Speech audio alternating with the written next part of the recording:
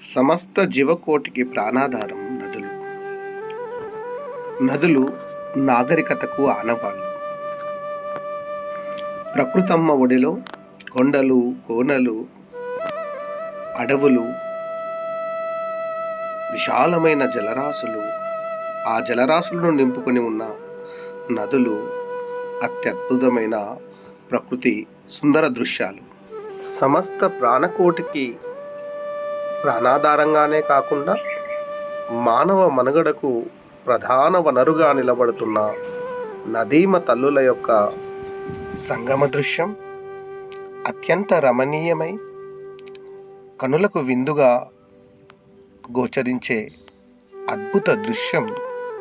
ఆ కమనీయ అద్భుత దృశ్య కావ్యమే ఇంద్రావతి నది గోదావరి నదీమ తల్లుల సంగమ స్థానం సోమ్నూర్ సంగం. మహారాష్ట్రకు చెందిన సిరుంచా తాలూకాకు అతి సమీపంలో ఉన్న ఆసరెల్లి గ్రామానికి 10 కిలోమీటర్ల దూరంలో ఉన్న సంగమ క్షేత్రమే సోమ్నూర్ సంగం. చుట్టూతా కొండలు, దట్టమైన అరణ్యం. ఆ దండకారణ్యం చుట్టూతా కొయ్యలు తిరుగుతున్న 2 నదీమ తల్లుల అద్భుత కమనీయ దృశ్య కావ్యమే సోమ్నూర్ సంగం. ఎక్కడో పశ్చిమ కనుమల్లో పుట్టిన గోదారమ్మకు, తూర్పు కనుమల్లో పుట్టిన ఇంద్రావతమ్మకు కలగలిసే అద్భుత రమణీయ క్షేత్రమే ఈ సోమనాథ్ సంగం. నాసిక్లో పుట్టిన గోదారమ్మ పరవళ్ళు తొక్కుతూ అనేక ఉపనదులను తనలో సంగమిస్తూ ప్రాణహిత మీదుగా తెలంగాణ రాష్ట్రంలో పరవళ్ళు తొక్కుతున్నటువంటి గోదావరమ్మ మహారాష్ట్ర, ఛత్తీస్గఢ్ల సరిహద్దు నుండి ప్రవహిస్తూ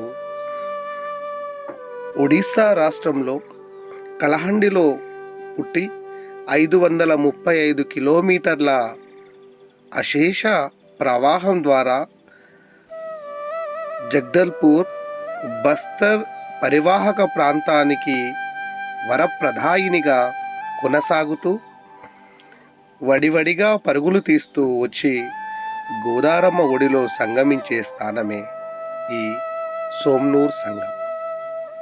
మండుటెండలో కూడా జీవనదులు ప్రవహిస్తూ మానవ మనుగడను కాపాడడమే కాక జంతు వృక్షజాలాన్ని ప్రాణ సమానంగా చూస్తున్న ఈ సంగమ క్షేత్రంలో 3 రాష్ట్రాల సరిహద్దుల కలయికను మనం చూడవచ్చు.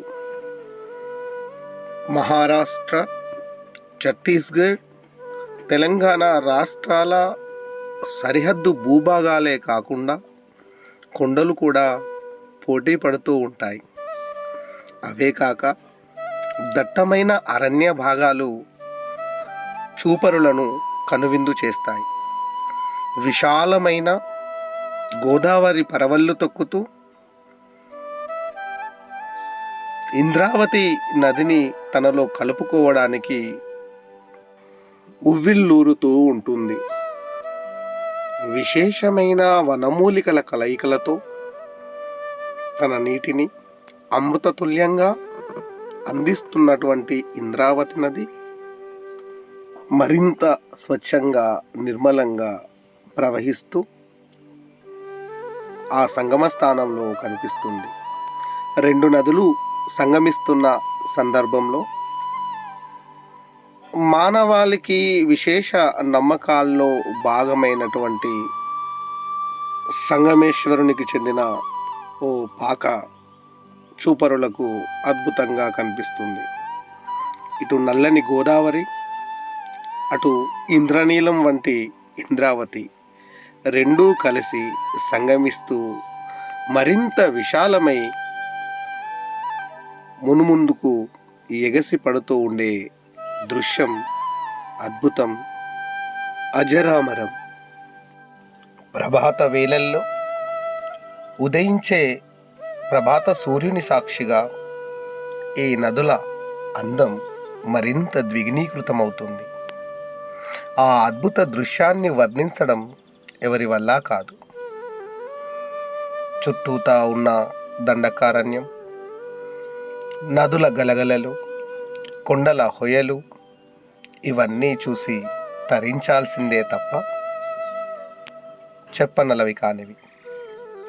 మెత్తని ఇసుక తిన్నెల మీద వేస్తున్న గంతులు ఓ జీవితకాల మధురానుభూతిని కలిగిస్తాయి.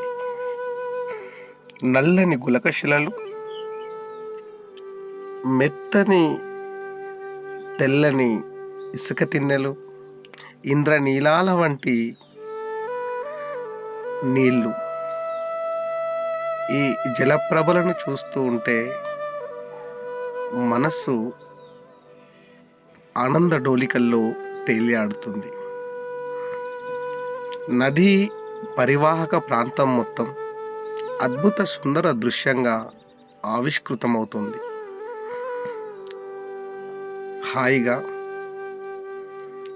అన్నీ మర్చిపోయి ఆ నదిలో జలకాలాడడం ఒక అద్భుత అనుభూతిగా మిగులుతుంది. గట్టునే ఉన్న వ్యూ పాయింట్ దగ్గర నుండి చూస్తే చుట్టూ ఉన్న కొండలు, పరివాహక ప్రాంతమంతా కూడా ఓ మధురానుభూతిగా, సుందర దృశ్యంగా మనకు కనిపించటం జరుగుతుంది. మంచిర్యాల జిల్లా కేంద్రానికి, చెన్నూరు పట్టణానికి అతి సమీపం నుండి మా ప్రయాణం కొనసాగించాం. ఈ ప్రయాణం సిరొంచా మీదుగా 25 కిలోమీటర్లు సాగి సోమనూరు సంగమానికి చేరడం జరిగింది. వస్తున్నప్పుడు ప్రధాన రహదారికి 10 కిలోమీటర్ల దూరంలో ఉన్న ఆ అలసట తెలియకుండానే ఓ అద్భుతమైన అనుభూతిని కలిగించడం ఈ పర్యాటక క్షేత్రానికి ఉన్న ప్రత్యేక ఆకర్షణగా భావించవచ్చు. ప్రకృతి సృష్టించిన అనేక అద్భుతాలలో ఈ నదీమ తల్లుల యొక్క పాత్ర లేనిదే మానవ జీవితం పరిపూర్ణం కాదు కదా. ప్రకృతి ప్రసాదించిన ఈ నదీమ తల్లులను కలుషితం కాకుండా కాపాడుకోవడం మనందరి బాధ్యతగా కొనసాగాలి. నదులను రక్షించుకుంటూ ఆ అద్భుతాలను ఆస్వాదిద్దాం.